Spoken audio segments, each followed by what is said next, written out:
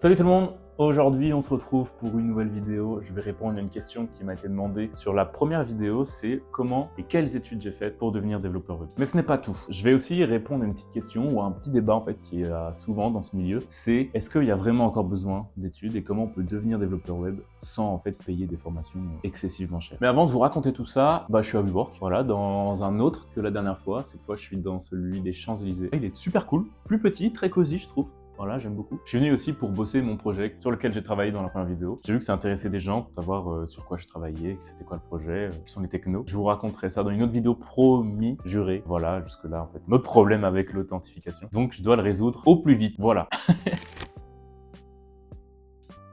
Mon parcours du coup, comment il commence? La première fois que j'ai vu des lignes de code, c'était en 3e, un stage d'observation chez Interaction Healthcare. Et j'ai vu des gars, en fait, j'ai vu un mec déjà, il avait son petit café, il changeait 3 lignes de code, ça changeait la couleur de tout le site, j'ai fait waouh, en fait, je veux faire ça. Et du coup, j'ai persévéré. J'ai gardé cette idée en tête pour pouvoir faire ça plus tard. Et j'ai testé chez moi, après en rentrant, donc j'avais quoi, 14 ans, Open Classroom, débuter Internet, je crois, créer votre propre site web avec HTML et CSS. Voilà, j'ai fait ce premier cours et après je n'ai plus touché une ligne de code jusqu'à un bout de temps.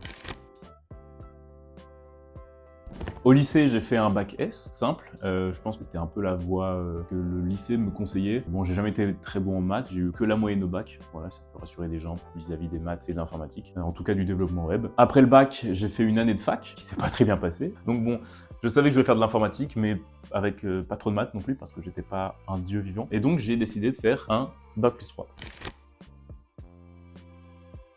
J'ai commencé par un bachelor en 3 ans, du coup, dans une école qui s'appelle Need for School. Je mettrai le lien de l'école dans la description. Très important de préciser que j'ai payé 0 € pour ces 3 ans-là. C'est hyper important.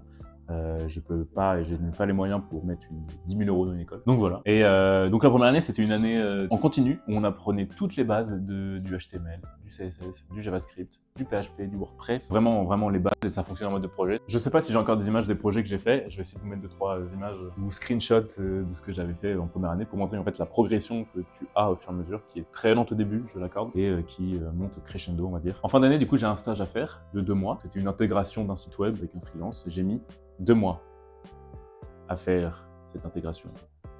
Oui, c'est long. Et voilà, donc désespérez pas si vous commencez le développement web parce que c'est hyper long, hein. C'est vraiment, au début, faut vraiment pas désespérer. Les 2 années d'après, en fait, c'est l'alternance. Et les gars, c'est tellement le bon plan à l'alternance.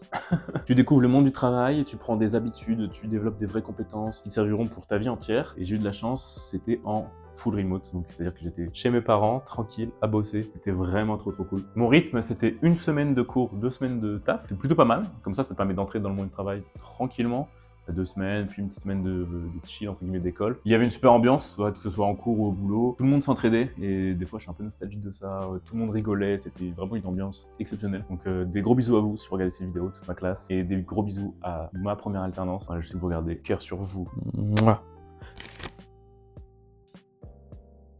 Fin 2023, donc, je suis diplômé du bachelor et je décide de faire un master. Et je décide aussi de changer de ville. Je passe de Rouen à Paris. Je me dirige donc vers l'IIM pour faire mon master développement. Le nom, c'est développeur full stack. Lead développeur full stack. Donc, je suis toujours en alternance dans une autre boîte chez Favicon. Je vous l'ai présenté dans la vidéo d'avant. Je suis donc maintenant en dernière année de master. Voilà. Fin du diplôme pour fin 2025.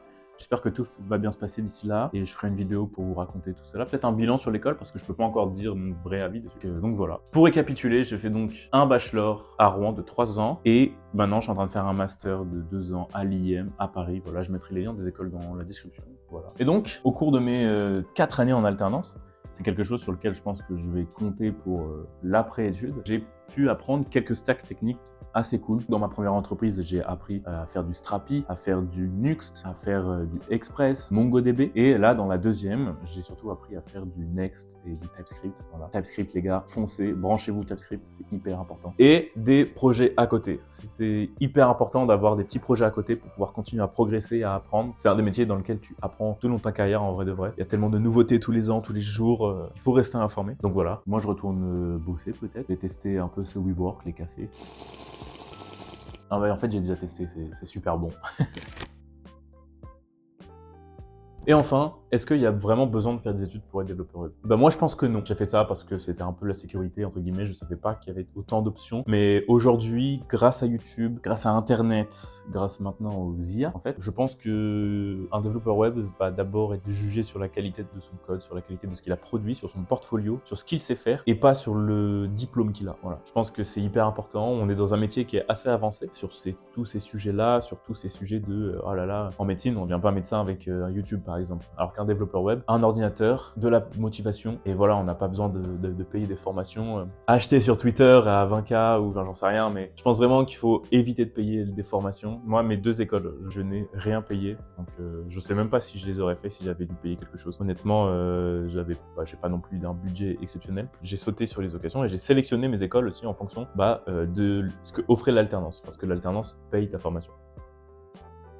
Donc voilà, pour récapituler, j'ai fait un bachelor en 3 ans où j'ai payé 0 € et un master en 2 ans où pareil, je n'ai payé 0 €, c'est hyper important. J'ai fait 4 années d'alternance et donc là, j'entame ma dernière année d'études, donc pour devenir un vrai développeur web.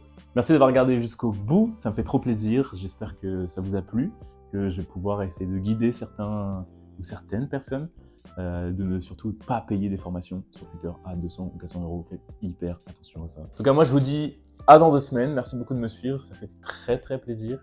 Et je vous dis des bisous.